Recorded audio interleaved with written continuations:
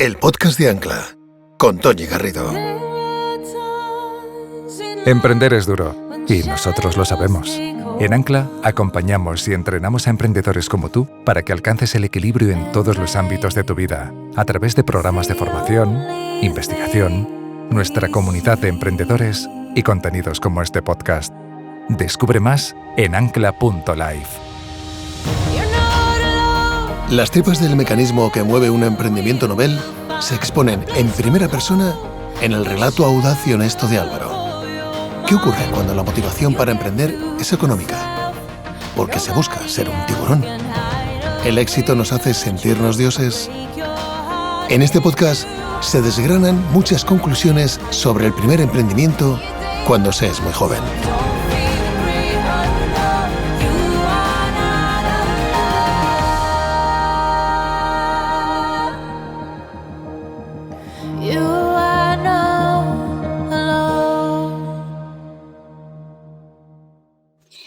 Álvaro ha sido un niño muy movido, con muchísima inquietud emocional e intelectual. Por suerte, toda esta energía la calmaba con el fútbol, que ha sido su gran pasión. Era muy competitivo cuando jugaba y cuando no le salían las cosas como él quería, podía tener comportamientos algo imprevistos. Como aquel día que en un partido de fútbol en el que él no estaba de acuerdo en cómo se estaba desarrollando, decidió dejar de jugar, sentándose en mitad del campo y se paró el partido.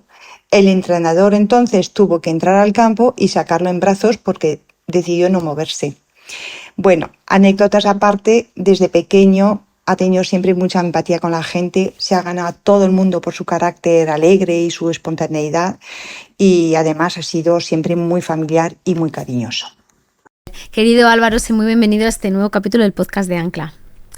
Tenemos aquí a un emprendedor muy jovencito que empezó a emprender con 24 años y nos sirve mucho la experiencia que ha vivido y lo que nos tiene que contar pues como inspiración para otros jóvenes que se estén planteando emprender y ver la vida del emprendimiento desde sus ojos, ¿no? Cómo se vive emprender ahora y sobre todo para mí una cosa muy importante de tu testimonio es lo que han significado los referentes para ti en el mundo, en el ecosistema del emprendedor para empujarte a emprender, pero sin darte toda la información que tú necesitabas. Yo que hablamos en este podcast siempre acerca de la salud mental, por ejemplo, ¿no?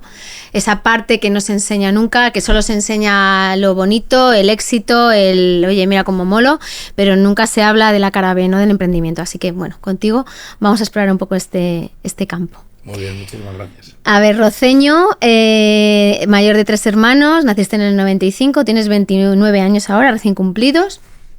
Pero de padres granadinos, por eso tienes un arraigo muy grande al pueblo de tu madre. Y de mi padre. Y de tu padre.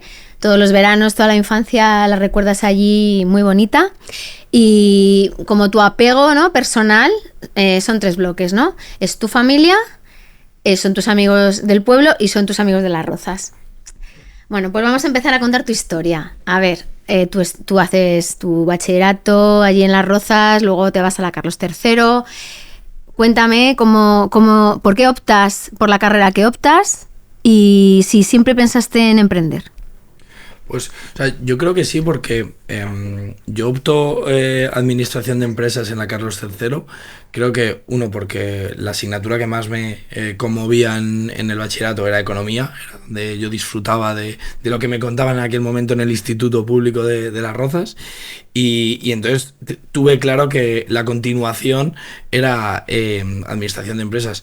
Yo en ese momento pensaba que quería, obviamente, pues ser un directivo de una gran empresa, que es de lo que me veía, o emprendiendo. Y luego, mirando en retrospectiva, pues yo desde los 14 años pues hacía dinero, básicamente vendiendo, me acuerdo, calzoncillos Calvin Klein falsos y camisetas de fútbol falsas a amigos míos de Las Rozas, y ahí ya tenía mi dinerillo para mis pequeños gastos y tener cierta autonomía.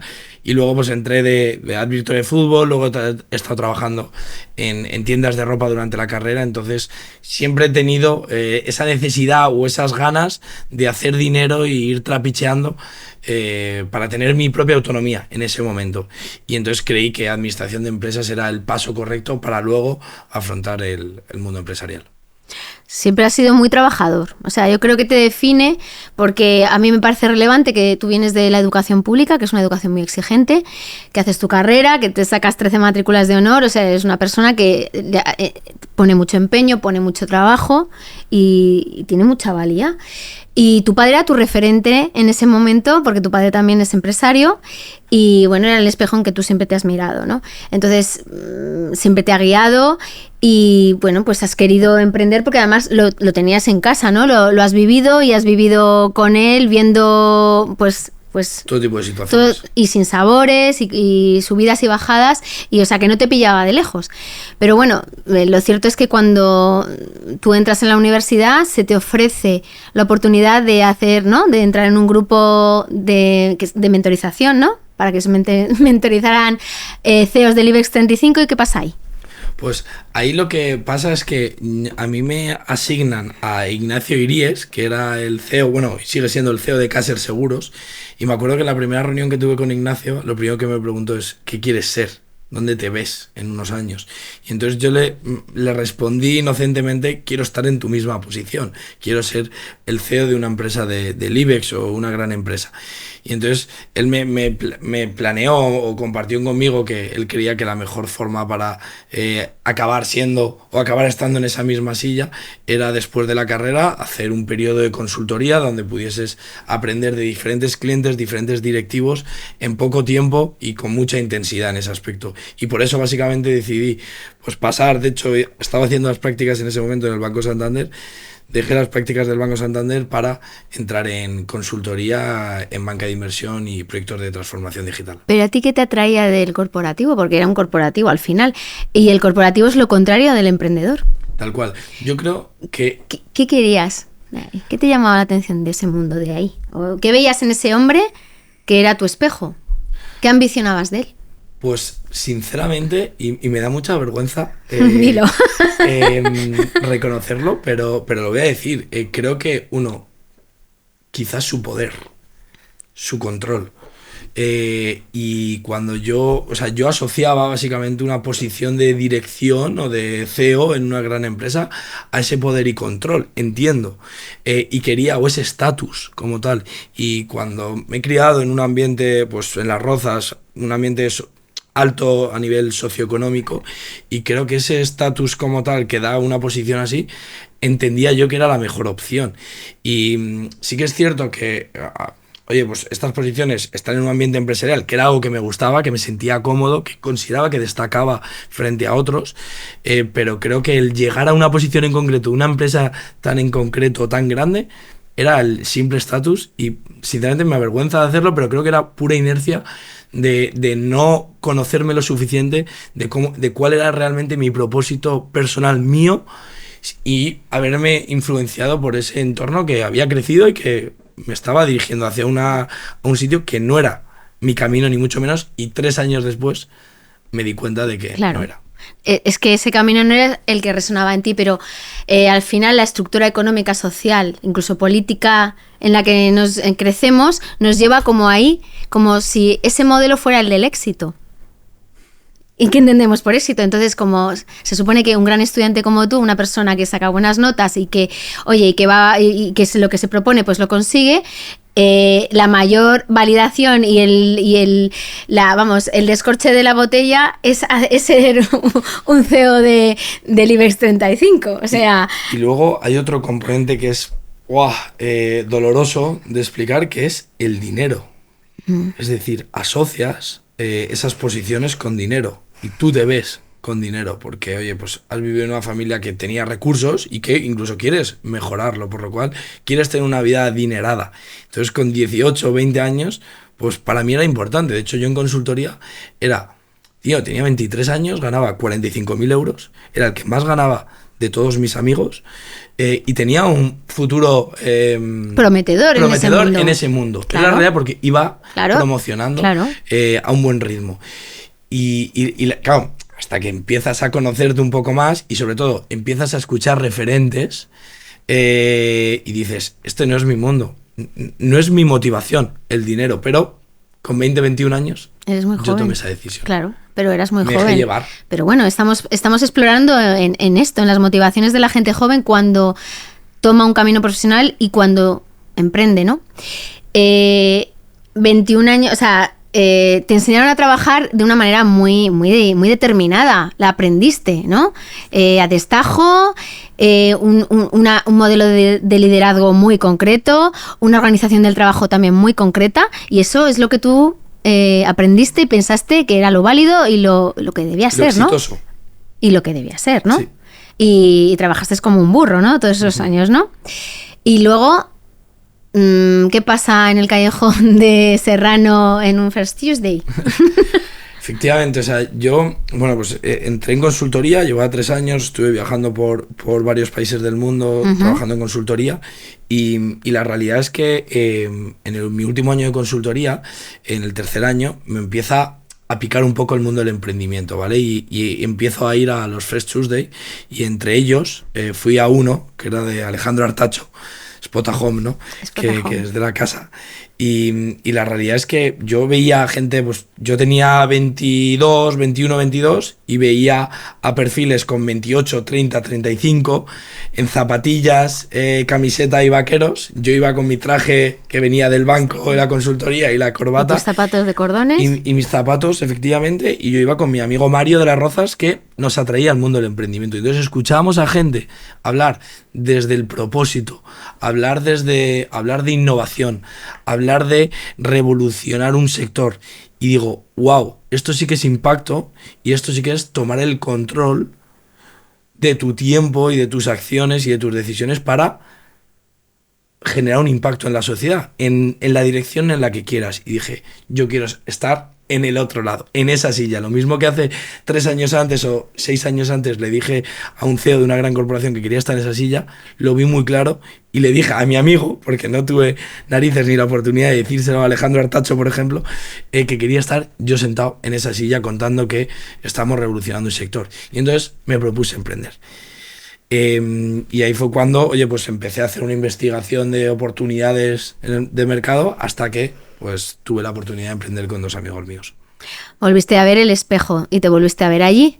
Esta vez, pues era otro propósito, era otra historia completamente diferente, pero yo quiero hacer un inciso aquí para hacer consciente, ¿no?, a nuestros escuchantes, que son sobre todo, yo creo, mayoritariamente del ecosistema emprendedor, la gran responsabilidad que tienen los emprendedores que dan charlas, que mentorizan, que motivan, porque son referentes en el sector, lo que están proyectando para esos jóvenes que aspiran a ser como ellos.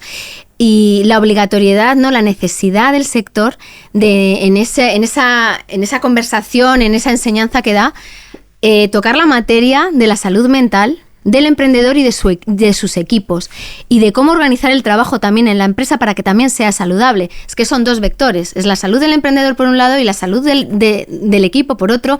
Es un tema que además se habló con Marc Cabra en el anterior podcast, de qué importante es, ¿no?, que, oye, no solo vale que el emprendedor esté sano, sino su gente también lo esté y sea saludable el entorno profesional.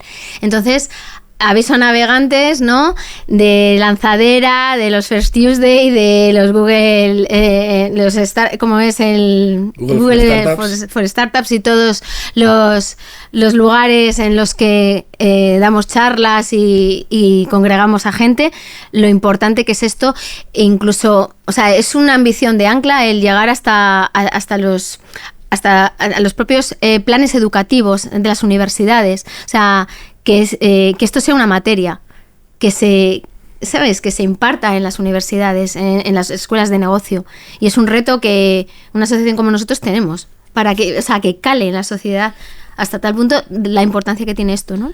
100%, porque yo también quiero ser sincero, en esas charlas donde a mí me inspiraba esos emprendedores y que yo gracias a ellos pues di el paso, ¿no?, la realidad, porque creo que habría llegado a emprender siempre, pero necesitas muchas veces ese ejemplo para dar el paso, sí, antes de, o atreverte a nadar contracorriente, básicamente.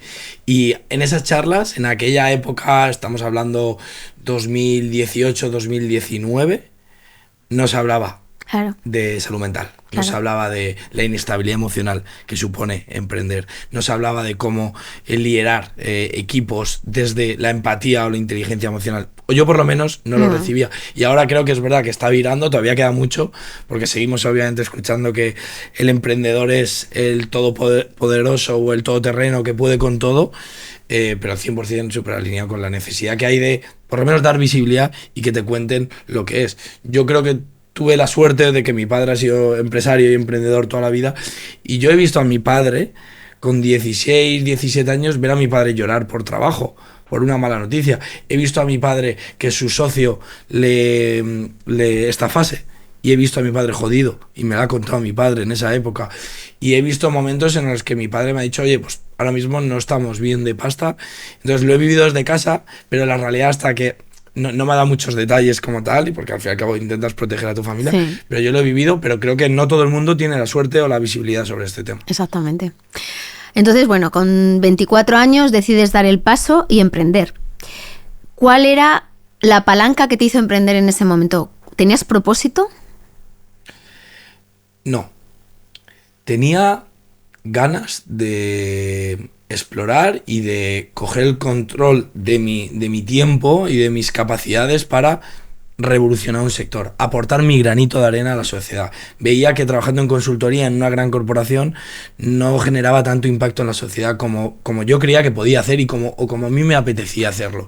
Entonces creo que fue más una cuestión, y soy súper sincero, quise emprender porque me apetecía vivir la experiencia de emprender y porque me veía con ello. Y otra cosa que creo que cometí el error en aquel momento fue que uno de mis propósitos o de mis ambiciones para emprender era por tener libertad financiera, para que el día de mañana pudiese, pues dedicarme a lo que sea, que seguro que es seguir trabajando y montar empresas, pero tener esa libertad financiera. Y eso era uno de mis propósitos. Y de hecho, uno de mi primer emprendimiento, Harvest, yo siempre le decía, no, yo Harvest voy a trabajar 5 o 7 años, lo voy a escalar y lo voy a hacer crecer hasta que pueda vender la compañía, para seguir montando otras cosas. Entonces, la motivación, ahora mirando en retrospectiva, era totalmente económica. Además de, quería vivir la experiencia de emprender, de aprender, de cómo escalar una compañía, por supuesto, pero había una motivación económica que sinceramente no me siento nada orgulloso de esa y alineado en absoluto en estos momentos. Claro, pero es importante saber por qué se empezó y por qué, oye, cuál fue la palanca, ¿no?, de empezar. Y tu equipo lo montas desde la amistad, ¿no? Con unos dos de tus mejores amigos, montáis una sociedad con una aportación de capital clásica de 4.000 euros cada uno y empezáis y arranca Harvest en tu casa, que te habías quedado solo por entonces, tu familia se había ido a vivir a México y te quedaste dueño del campo de las rozas, ¿no? ¿Cómo era tu día a día emprendiendo? ¿Tú emprendías de forma saludable? No. De hecho, mi primer año y medio de emprendimiento era trabajar todos los días, de lunes a domingo. Yo los fines de semana trabajaba y yo no soy muy dormilón, entonces trabajaba desde las 7 de la mañana hasta las 9, 10 de la noche. Dejé de hacer deporte, dejé de salir con mis amigos, con mi novia de aquel entonces.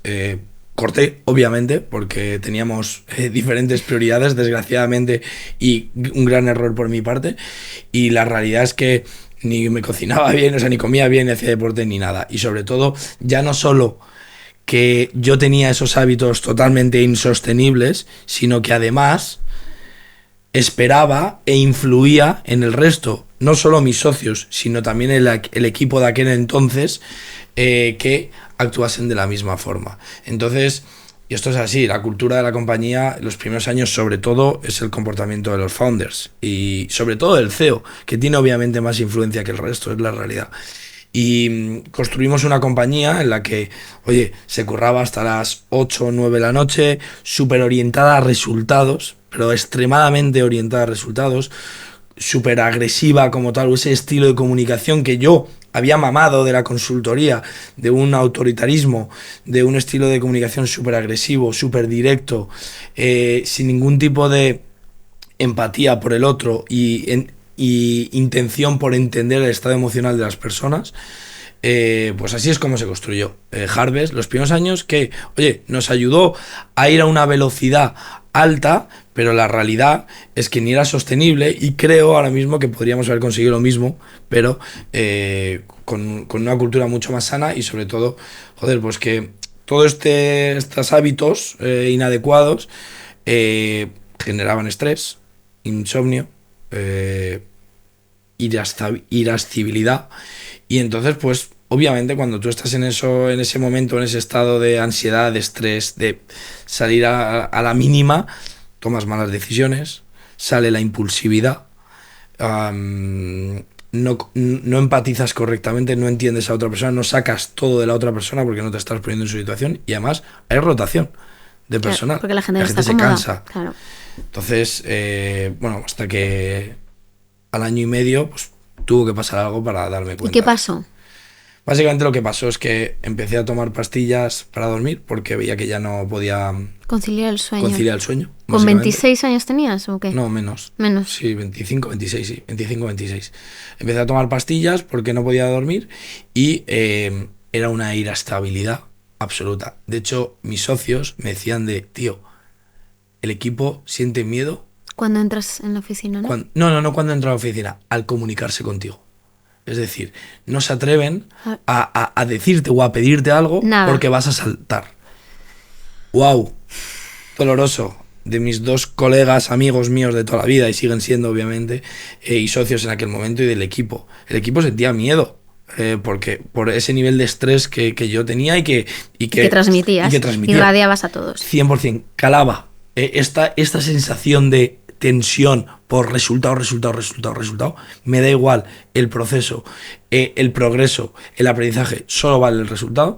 Esto caló y la realidad es que empecé en ese bucle en el que pues me di cuenta, obviamente, lo había dejado con mi novia, mi familia la había dejado a un lado como tal, dejaba de ver a mis amigos, engordé, obviamente. De comer mal, claro, porque comías fatal, luego no hacías deporte, que tú eras una persona que siempre habías hecho deporte y la dejaste radicalmente. Y sobre todo niveles de estrés altísimos. Entonces ahí me di cuenta, básicamente, y gracias a Dios en un South Summit, que fíjate la importancia que tienen estos eventos si realmente hablamos de lo que hay que hablar, que son herramientas para los emprendedores, pues conocí por un contacto que me presentó a WaveUp, que es pues, una compañía que ayuda a nivel coaching a scale-ups y a startups, y me hablaron del coaching. Y yo, oye, pues tenía capital que había levantado y sentía un problema real, porque tenía un problema que ya era consciente de que esto no podía ser así, pero no sabía cómo, porque era la primera vez que me enfrentaba a esto con 25 años, claro. En ese momento tendría unos 20 empleados aproximadamente, no sabía cómo hacerlo, no tenía referentes tampoco. Y también desde fuera, ¿no? Se te veía con mucho éxito, ¿no? ¿Tú ya habías levantado la ronda de los 3 millones? No, todavía pero no. 1 millón ya había levantado. Ya habías levantado 1 millón, eras como... Yo era... Claro. Yo en mi entorno era Dios, claro. Desgraciadamente. Claro. Y encima quería proyectar una sensación de tiburón, de poder con todo, de que me da igual lo que pase, que yo arraso y lo consigo. Y esto es una cuestión de horas y de esfuerzo. Y esa, lo que me creía yo que había que hacer y lo que proyectaba.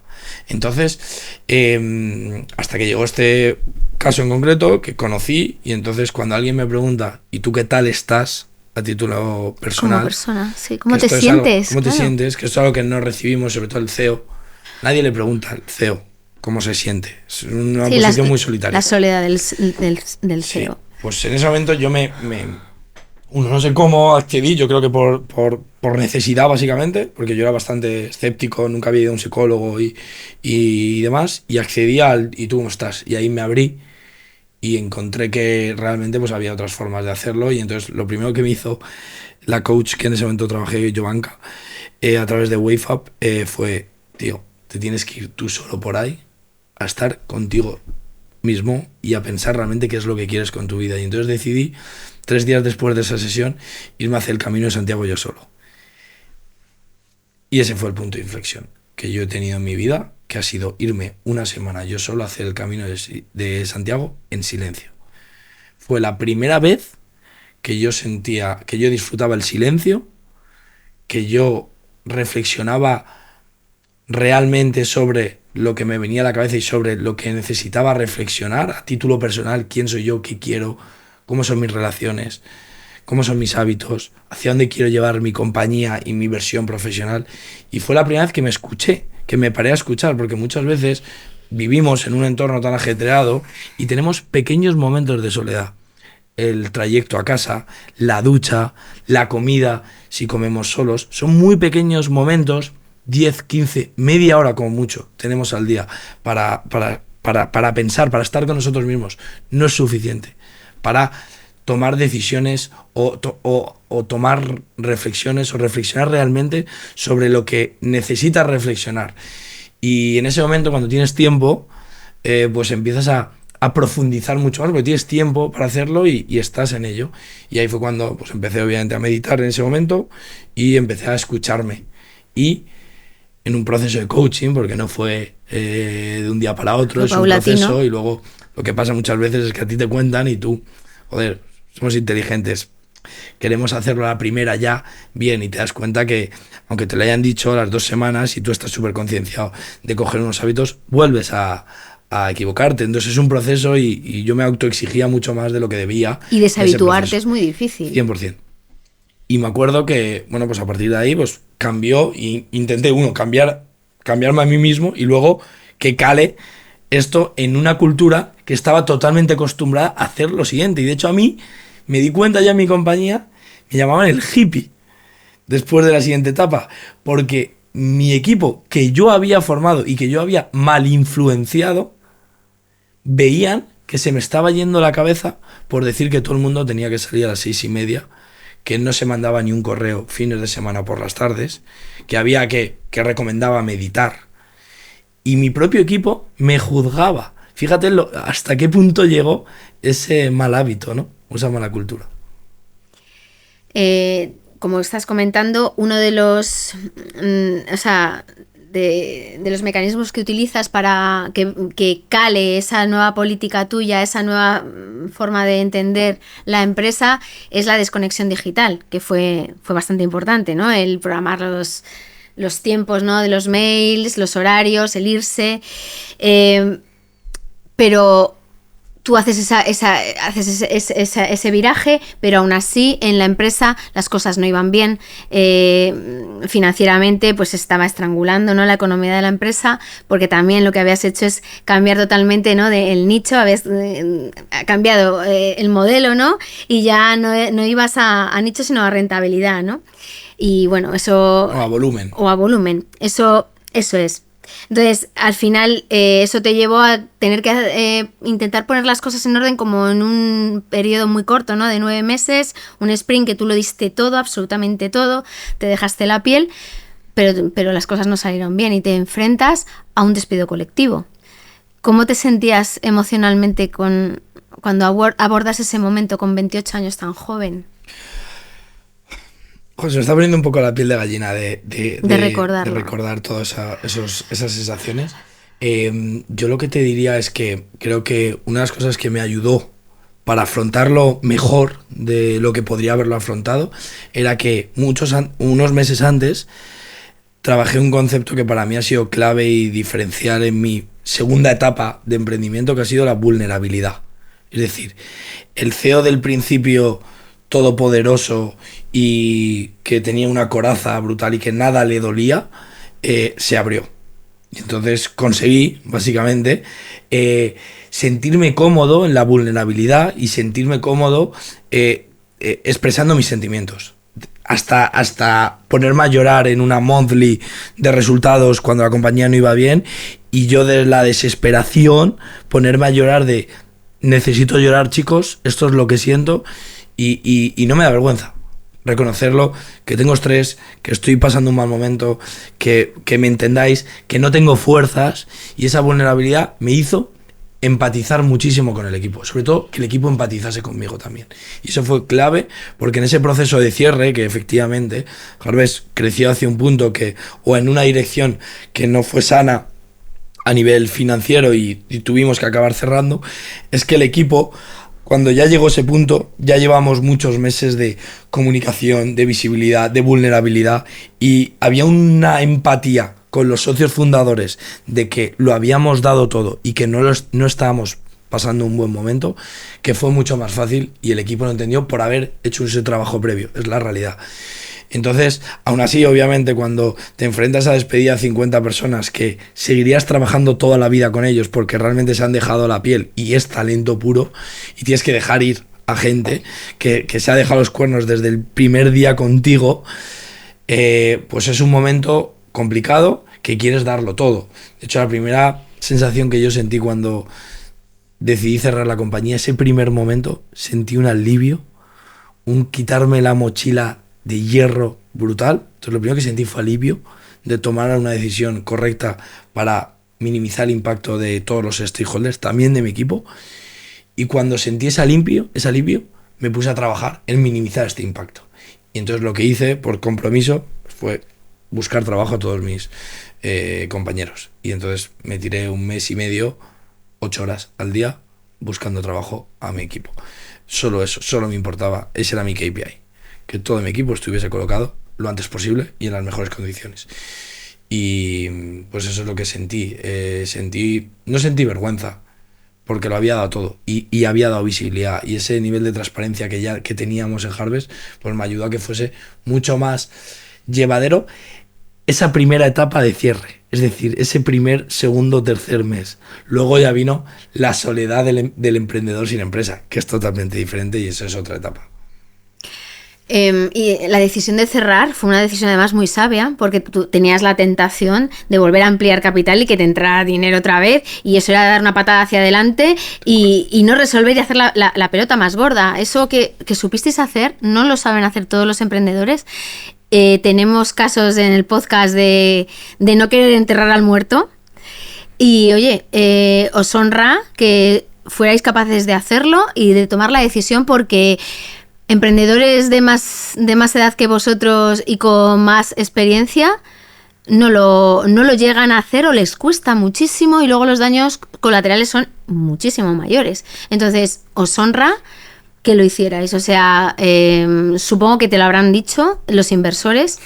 De hecho, fue curioso porque justo después de la reunión que hicimos con todos los empleados comunicando que habíamos decidido los socios fundadores y el consejo de administración cerrar la compañía, tuve que llamar a los inversores interesados, que teníamos 300.000 euros de inversores con un term sheet, con 2 term sheet firmados, diciéndoles que no queríamos el capital porque habíamos decidido cerrar la compañía y no queríamos, como tú bien dices, hacer la bola de nieve más grande.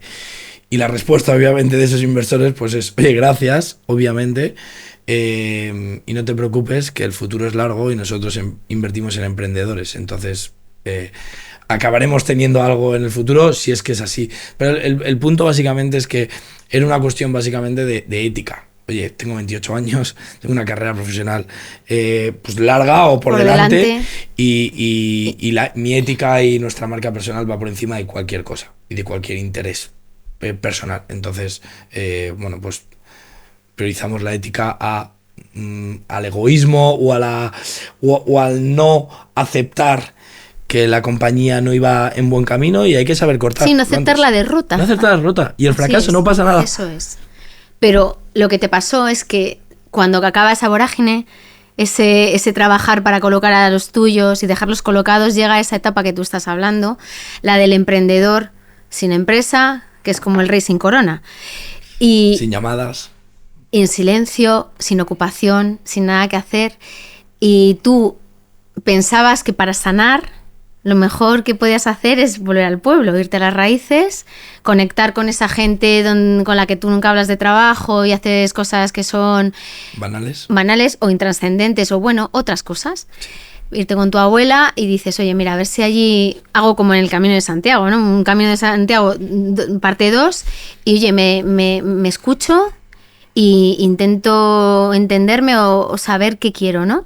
Y te vas para allá, pero ¿qué pasa? No, los resultados no fueron los que esperabas, porque empezó porque te estabas dando un tiempo. O sea, lo primero que hiciste es decir, oye, mira, me voy en verano, pero 1 de septiembre 2 ya estoy aquí con la idea acogida, como si tú pudieras programarte, como si fueras un Tamagotchi, y dices, oye, mira, que es que aquí sí o sí tiene que salir. A ver, cuéntanos cómo fue esa época. Qué pasada, Toñi, me da una vergüenza. Pero, o sea, te lo voy a contar a ver si sirve de ejemplo a otros, o por lo menos a... Por eso lo estás a que a mí diciendo. no me pase. Básicamente, yo después de emprender y hacer el cierre del concurso a acreedores y lo que tú dices con el equipo, decidí, oye, cogerme 3 meses, encima coincidía junio, julio, agosto, en el que yo me sentía que necesitaba desconectar, necesitaba descansar. Entonces, el primer error que hice fue, me quiero ir al pueblo, pero me pongo una fecha. Me puse la fecha del 2 de septiembre, que era el primer lunes de septiembre, de que yo el 2 de septiembre iba a volver a Madrid a comerme el mundo de nuevo. Renovado. Y eso era lo que me dije, a comerme el mundo de nuevo como has hecho toda tu vida, Álvaro. Y la realidad es que esa fecha jugó contra mí, básicamente, porque yo empecé junio, julio, me fui al pueblo, literal, a dar paseos con la abuela, a jugar al pádel, a la piscina, al fútbol y a estar con mis colegas de pueblo, agricultores, que tienen una vida súper rudimentaria, sencilla, y no te valoran por tus éxitos profesionales, ni mucho menos. Por quien tú eres. Por quien tú eres.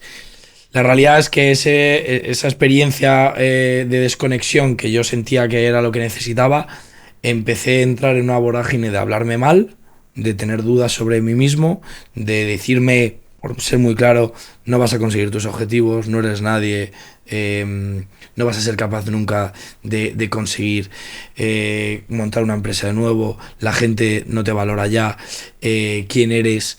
Me empecé a hablar mal en ese aspecto, entré en esa vorágine y la realidad es que no fui capaz de llevarlo bien. Entré obviamente pues en un momento en el que no me apetecía estar con nadie, salir con mis amigos, me alejé también de mi entorno, porque esto es otro reto que yo he sentido. Que tienes ahora, ¿no? Y que tienes por delante, ¿no? Sí, que básicamente es que en estos momentos de transición en los que te planteas qué vas a hacer con tu vida como próxima etapa, la gente con toda la buena intención del mundo, tu entorno, tus amigos y tu familia, te dan consejos para ti siendo ellos. Y son consejos pues que no son para ti o que no están alineados con lo que tú eres realmente, pero tú en un momento de baja autoestima, que era mi momento y sigue siendo, pero mi momento sobre todo en verano, pues dices, wow, a ver si va a tener razón. Y empiezas a dejarte influenciar por gente de tu entorno que con toda la buena intención te da estos consejos, pero que realmente no te dan los consejos correctos porque son totalmente diferentes a ti. Y yo en ese momento, pues como estaba recibiendo consejos de mi entorno, busca un trabajo normal, ¿por qué no te centras más ahora en crear una familia o casarte con tu novia y entonces consigo un trabajo que te pueda dar dinero? ¿Por qué no buscas estabilidad? ¿Por qué no? Me decía un amigo mío, me decía, tío, Álvaro, creo que tienes que bajar las expectativas del impacto que quieres crear en el mundo. ¡Wow! Y esto me dice una persona que económicamente le va bien y tiene estabilidad y tú en un momento de autoestima te piensas realmente que puede tener razón, que ¿no? puede tener razón. Cuando tú, que has estado arriba de autoestima siempre, también has recibido esos comentarios, pero coges el comentario, das las gracias, pones buena cara y lo tiras a la basura. Pero en ese momento de autoestima por los suelos, pues te afecta. Y entonces lo que hago y lo que hace mi corazón es alejarme. Entonces intento no tener esas conversaciones y alejarme de mi propio entorno porque no me está haciendo bien el entorno. Me respaldo mucho bien de mi novia, que es la que más me ayudaba en ese aspecto, y la realidad básicamente es que pues he pasado unos momentos jodidos y lo he pasado mal, y sobre todo que me daba más ansiedad porque veía que me estaba acercando a la fecha que yo me puse sin ninguna necesidad, y fue un error ponerme una fecha, pero en ese momento lo hice así. Entonces me creaba ansiedad de que iba acercándose al 2 de septiembre y yo estaba peor, y llegué el 2 de septiembre y obviamente no estaba preparado para volver a Madrid y para hacer un plan que encima me había propuesto, que era una serie de llamadas que quería hacer para explorar mi próxima etapa. Y esto fue uno de los súper aprendizajes que tuve, que fue que el 2 de septiembre tenía unas 50 llamadas que hacer, que yo había hecho un listado, un planning que yo había hecho. Y entonces la realidad es que llega el 2 de septiembre y procrastino. Y pongo excusas. Y digo, no voy a llamar este día, voy a llamar este y este. Y veo que estoy procrastinando un plan que yo tenía. Y era la primera vez en 28 años que yo sentía que estaba procrastinando, que no estaba siendo responsable, que no estaba siguiendo un plan.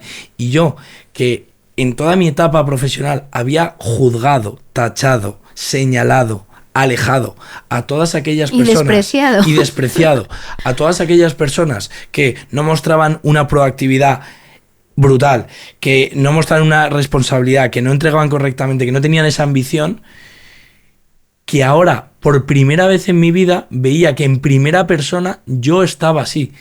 Y digo estaba porque es del verbo estar y no ser. Y fue la primera vez que yo entendí que la proactividad, la ambición, la responsabilidad, la entrega, el empuje, es un estado y no es una forma de ser. Y que todas las personas, cuando están en ese estado o en un estado determinado, pueden actuar así, y eso no significa que no sean ambiciosas, que no sean proactivas. Cuando yo he jugado que esa persona no era ambiciosa, que esa persona era proactiva, y era probablemente que no estaba en el estado emocional, y tampoco hice yo por entender por qué todas esas personas que yo me había cruzado en mi vida no estaban en ese momento, porque yo las juzgaba y decía, estas no son.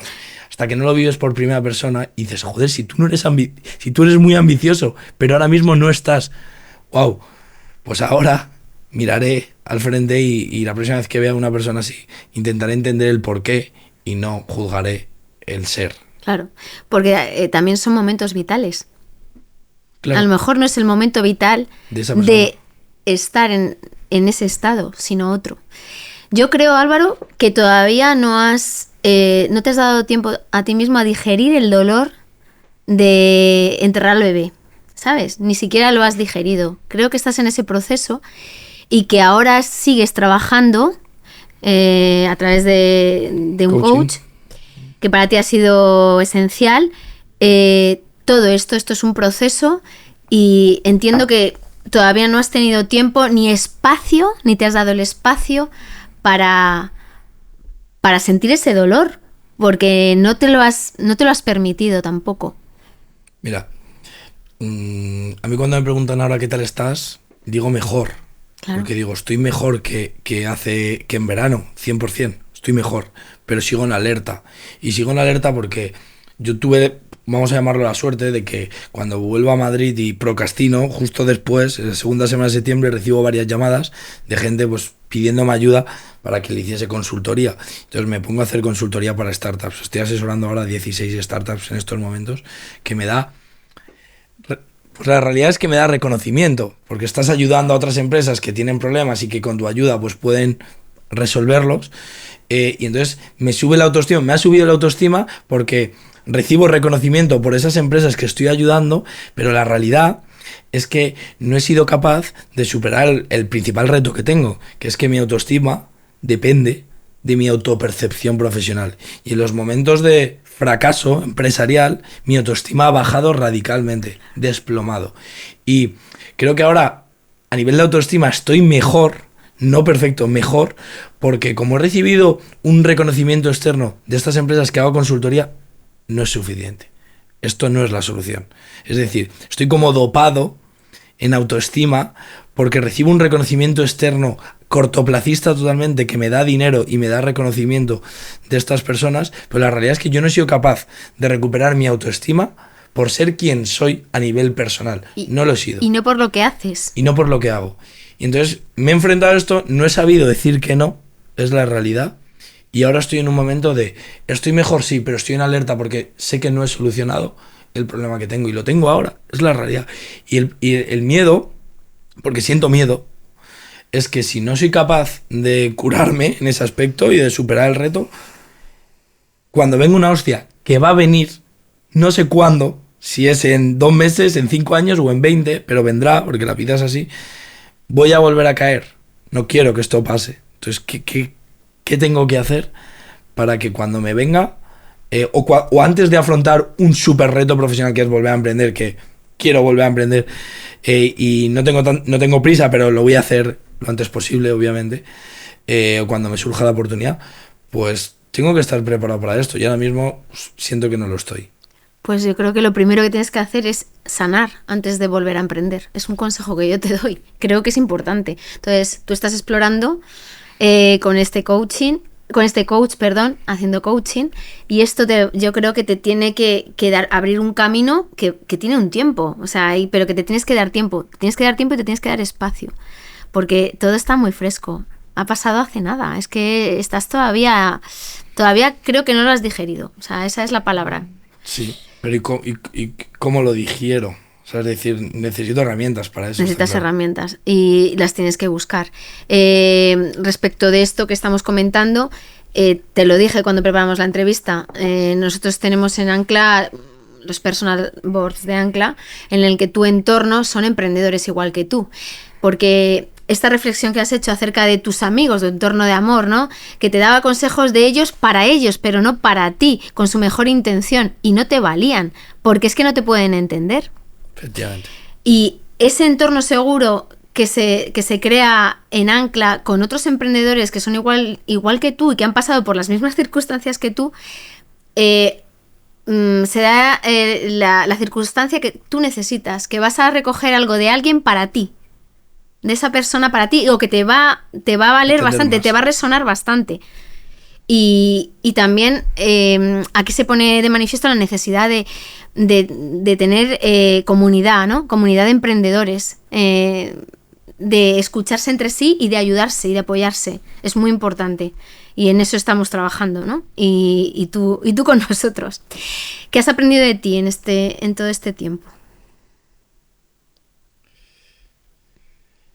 He aprendido que que ante todo tengo que mantener unos cimientos sanos, pase lo que pase, es decir, unos hábitos totalmente sostenibles en el tiempo, y esto es algo que es la base de todo, que creo que hay que invertir más en uno mismo, en tiempo y en herramientas, cosa que antes no hacía. Entonces me niego a afrontar una nueva etapa sin herramientas y sin dedicarme tiempo para mí. Y luego me he aprendido que no debo juzgar a nadie por el estado emocional de una persona, y tengo que escarbar mucho más cuando vea un comportamiento, porque cuando, pues en estos, no sé, pues en cualquier situación donde alguien ves que no está mostrando la actitud que tú esperas, no deja de ser un comportamiento, no un cualidad o capacidad o característica de esa persona. Entonces, a no juzgar, a invertir en mí y a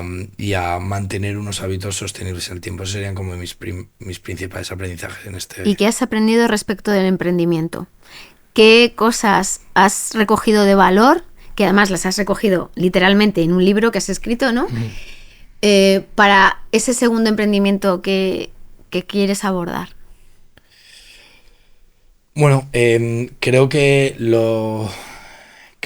el crecimiento desmedido no es bueno, aunque tú pienses que un euro más en la parte de arriba de la cuenta de resultados siempre es positivo.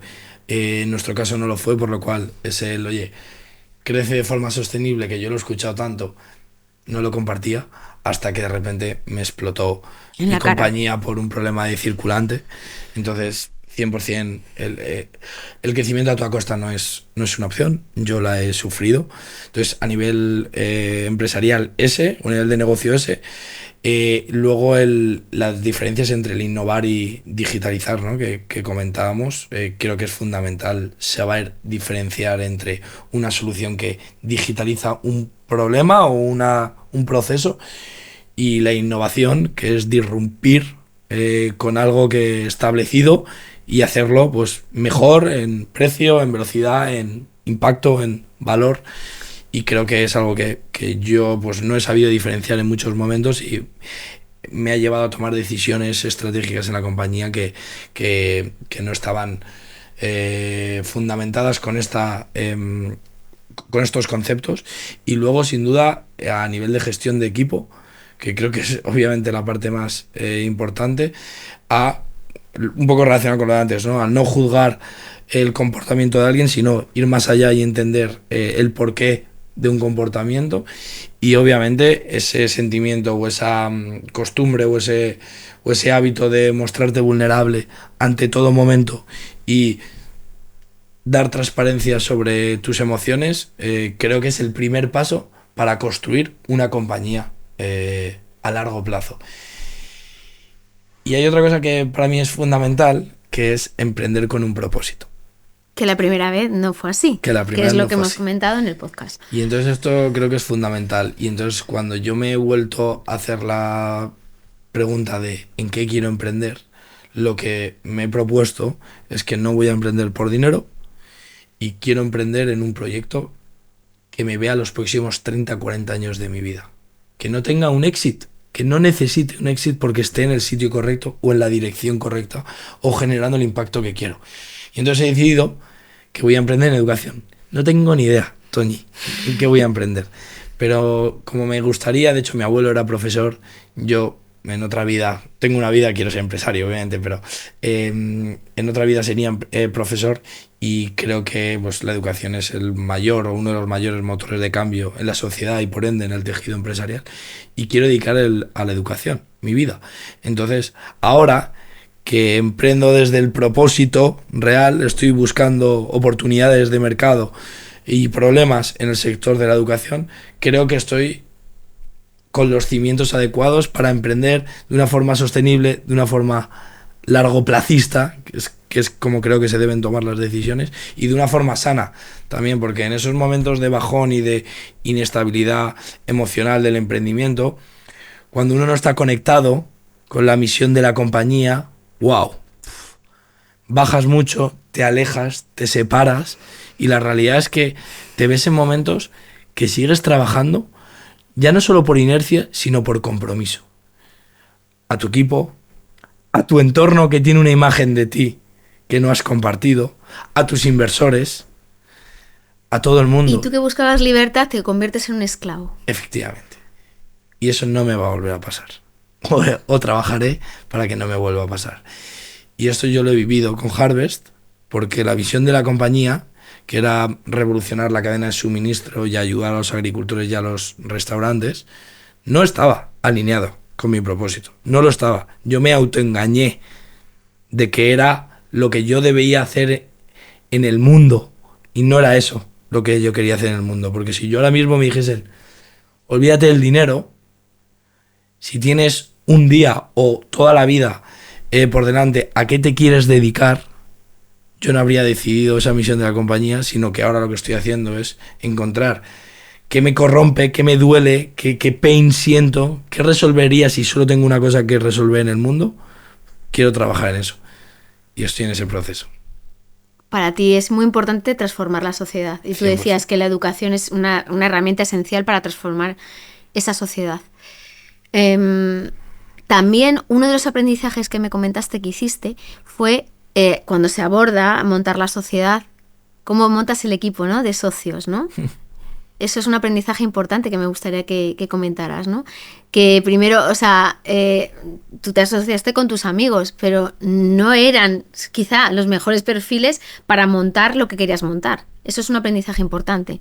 100%, sí. O sea, yo emprendí con amigos. De hecho, a mí me llama mi amigo Santi, que esta noche de hecho ceno con él y es de mis mejores amigos, y me llama y me dice, oye, tengo una oportunidad, tengo una idea, más bien, te vienes, te quiero a ti y te vienes. Y yo dije, obviamente sí, estoy hasta las narices del entorno corporativo, voy a los Fresh Tuesdays y quiero y salto y me como.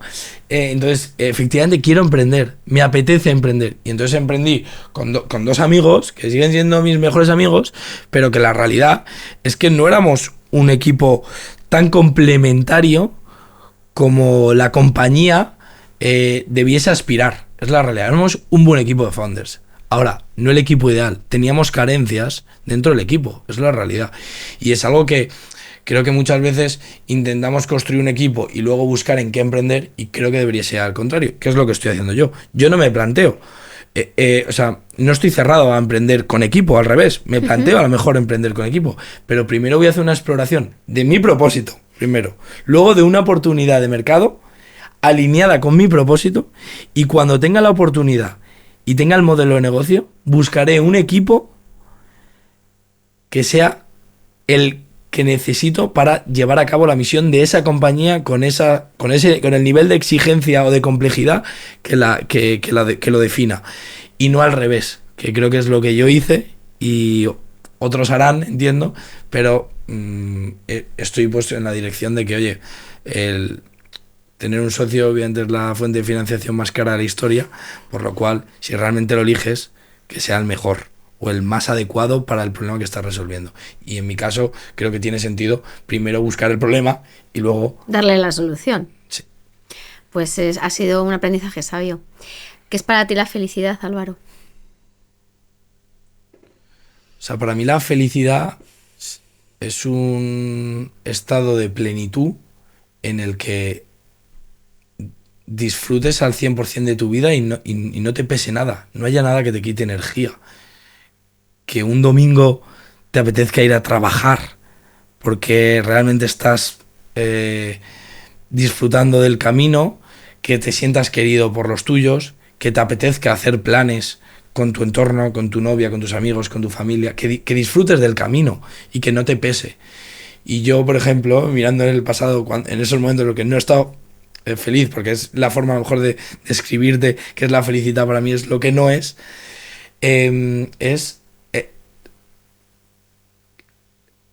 situaciones o motivos que te hacen pesarte y te hacen quitarte energía. Entonces quiero intentar construir mi vida donde no me quite nada energía como tal, donde todo me sume. Me tiene que sumar el trabajo, me tiene que sumar la familia, me tiene que sumar los amigos, me tiene que sumar mi entorno en general. Entonces creo que, oye, pues un estado en el que todo esté alineado con tu propósito y con tu manera de ser, y sobre todo que seas tú capaz de ser quien eres y no quien esperan los demás de ti. Y construir eso es difícil, pero creo que realmente la máxima felicidad es ser tan abierto y tan natural en todos los entornos. Y no solo, yo le decía a mis compañeros cuando hablamos de cultura en la empresa, oye, es que para mí ser natural significa que la misma versión que tú tienes en la mesa camilla con tu abuela y tu familia, o con tu hermana pequeña, sea esa misma versión de ti la que puedas ser con el resto, con un cliente, con un proveedor, con un compañero, con tu jefe, con tu subordinado. Quiero construir un mundo que nuestra versión más natural y más cercana la podamos extrapolar en todos nuestros ambientes. Eso para mí sería ser feliz. Es un gran reto, porque es ser auténtico al final, con lo que tú eres. No lo que acabamos de decir, lo que se espera de ti o lo que la sociedad espera que es la felicidad o es el éxito. Tal cual. Bueno, pues te deseo mucha salud y mucha suerte, Álvaro. Muchas gracias. You are not alone.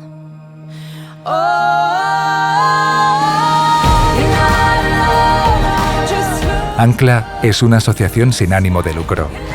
Únete y descubre cómo podemos ayudarte o simplemente colabora para hacer grande nuestro propósito. Porque creemos que puedes emprender sin renunciar a tu calidad de vida.